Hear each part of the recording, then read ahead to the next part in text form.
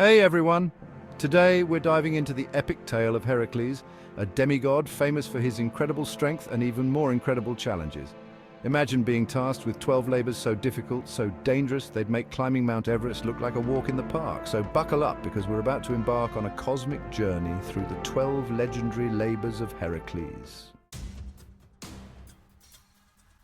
Our first labor takes us to Nemea, where a ferocious lion with impenetrable skin terrorizes the countryside.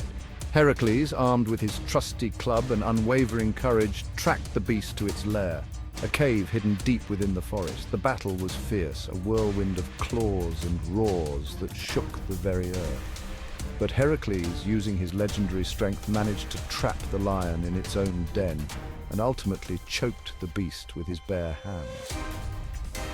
Talk about a close encounter. Next, Heracles faces the hydra, a monstrous water serpent with 9 heads, each capable of spitting venom. Heracles, with the help of his loyal nephew Iolaus, discovered that by cauterizing the stump of each severed head with fire, they could prevent regrowth. It was a fiery battle against a seemingly invincible foe, but Heracles, with his signature blend of strength and intellect, prevailed once more.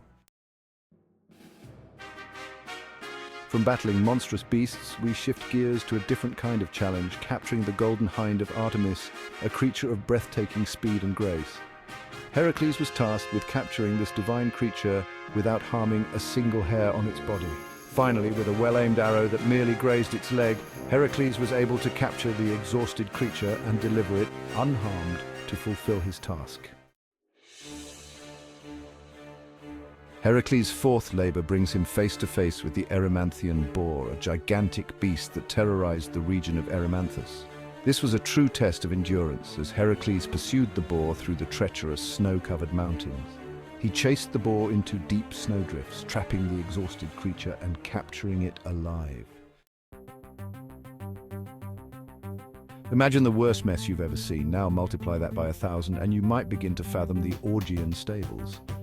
The stables, home to thousands of cattle, hadn't been cleaned in decades. But Heracles, never one to back down from a challenge, devised a brilliant plan. He diverted 2 mighty rivers, the Alpheus and the Peneus, to flow through the stables, washing away years of accumulated filth and muck in a single day. Talk about the ultimate power wash. Heracles' next challenge takes him to Lake Stymphalia, where a flock of monstrous birds with beaks of bronze and feathers as sharp as arrows terrorized the countryside. Heracles, with a little help from the goddess Athena, received a pair of bronze crotala, or noisemakers, forged by the god Hephaestus. The deafening clang of these instruments startled the birds from their hiding places, sending them into a frenzy and allowing Heracles to rain arrows down upon them. Chapter 7. The Cretan bull taming a raging beast. Heracles, relying on his strength and agility, wrestled the bull into submission, eventually trapping it and bringing it back to Eurystheus, proving once again that even the most powerful creatures were no match for his unwavering will.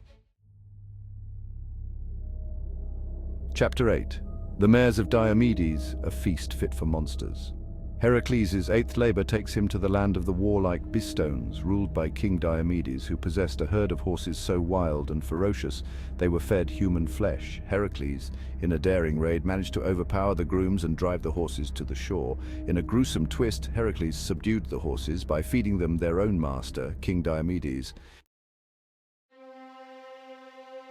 Chapter 9. The Girdle of Hippolyta, a battle of strength and sorrow.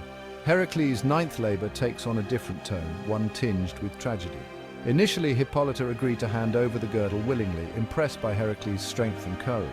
However, Hera, Zeus's wife, fearing Heracles' growing fame, intervened, causing a misunderstanding that led to a battle between Heracles and the Amazons. Chapter 10. The Cattle of Geryon, a 3-headed showdown.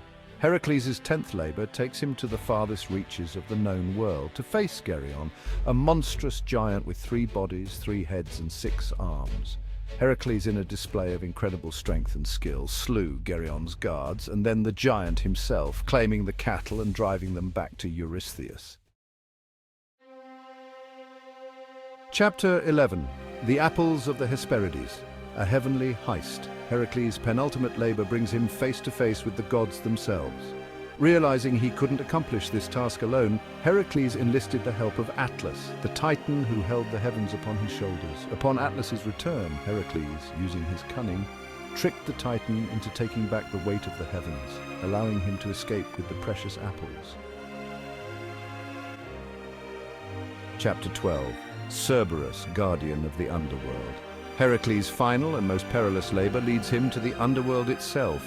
His task to capture Cerberus, the three-headed hound that guards the gates of Hades, preventing the dead from escaping.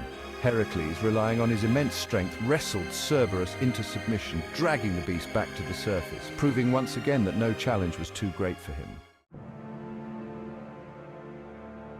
And so concludes our journey through the 12 labors of Heracles. Through these trials, Heracles didn't just slay monsters and complete seemingly impossible tasks, he overcame his own flaws, proving himself worthy of immortality and a place among the gods. His story continues to inspire, reminding us that even in the face of overwhelming odds, with courage, determination, and a little bit of cosmic help, we too can overcome any challenge life throws our way.